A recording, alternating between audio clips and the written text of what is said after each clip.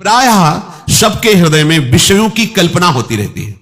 चलते फिरते उठते बैठते जो 5 ज्ञानेंद्रियां हैं, मन उनको लेकर के भोगों की कल्पना करता रहता है। कभी रसेंद्री की कल्पना, कभी श्रवणेंद्री के भोग की कल्पना, कभी जनेंद्री के भोग की कल्पना, ऐसे वो कल्पना में घूमता रहता है। साधु कल्पना नष्ट करता है, वो कल्पना में नहीं घूमता, वो भावना में विचरता है।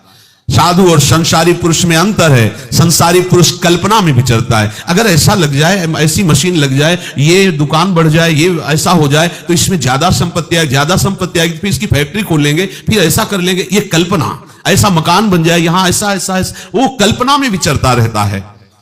साधु भावना में विचरता है, कल्पना में नहीं। कल्पना होती है मायाकृत सृष्टि की और भावना होती है शास्त्र सम्मानित जो सिद्धांत है उसके अनुसार आराध्य देव की। साधु भावोत्सवेन भजताम रस काम धेनुम। साधु भावना करता है, कल्पना नहीं करता। साधु कल्पना को मिटा देता है। देखो, कभी कल्पना तो नहीं होती तुम्हारे हृदय में, भावना होती कि कल्पना। यदि कल्पना तो अभी हृदय संसारिक है, मिटाओ उस कल्पना को भावना के द्वारा। भावोत्सवेन भजताम। कभी ऐसा होगा क्या, किसी लाडली लाल कृपा करके हमारे नेत्रों के सामने आएंगे और हमें पुकारेंगे और कहेंगे तू मेरा है, देख आज से मैं तुझे अपनी सेवा में रखती हूं। कभी ऐसा होगा? कभी श्री जी अपने गले की माला प्रसादी हमें देंगे, कभी श्री जी अपना पाया हुआ पान प्रसाद हमें देंगे। क्या कभी लाडली जी के गोरे चरणों को अपनी गोद में लेकर के धीरे धीरे उनमें महावर की रचना, क्या ऐसा सौभाग्य होगा?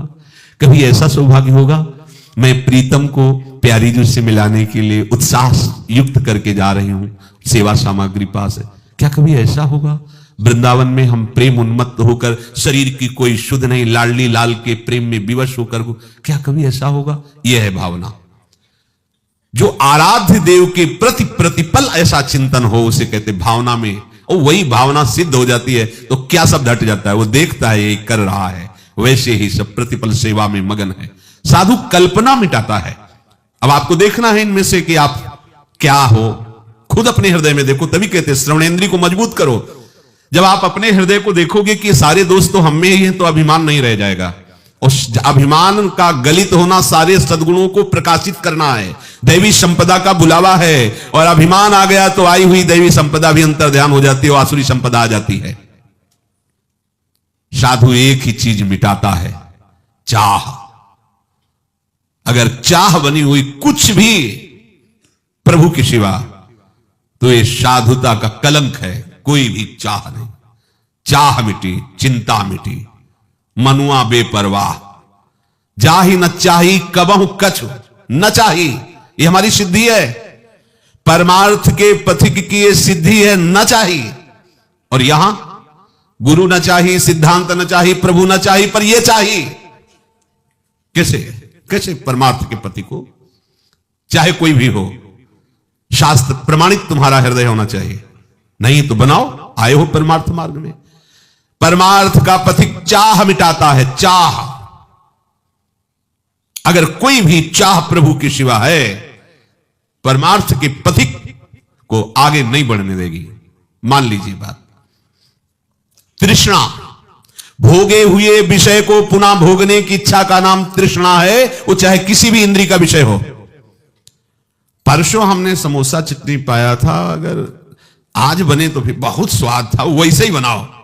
तृष्णा, सुने हुए, देखे हुए, सूंघे हुए स्पर्श सुख, रसेंद्रीय सुख, कोई भी भोगे हुए विषय को पुनः भोगने की इच्छा का नाम तृष्णा है।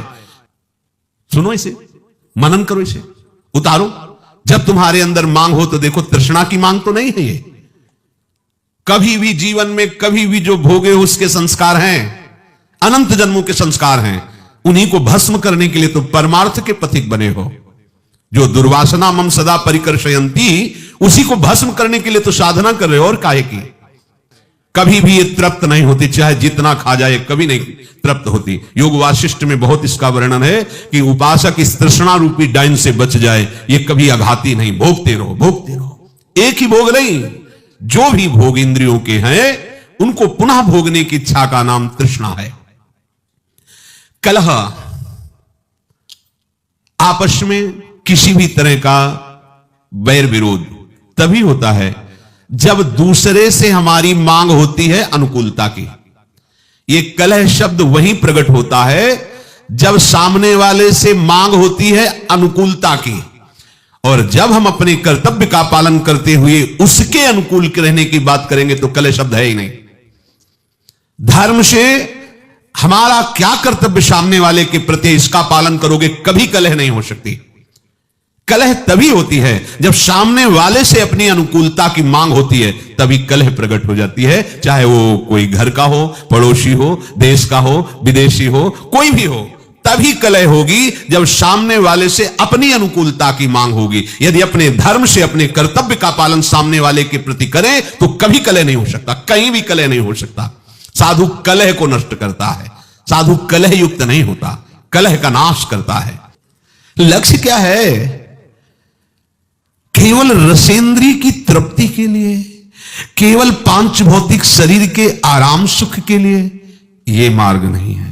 यह मार्ग तो इसी बात के मिटाने के लिए है, इसी बात के मिटाने के लिए। पर समझ कहां आती है? समझ है ही नहीं। अगर प्रभु की प्राप्ति की बात हो तो कहीं कोई भी किसी तरह की समस्या तुम्हें परास्त नहीं कर सकती।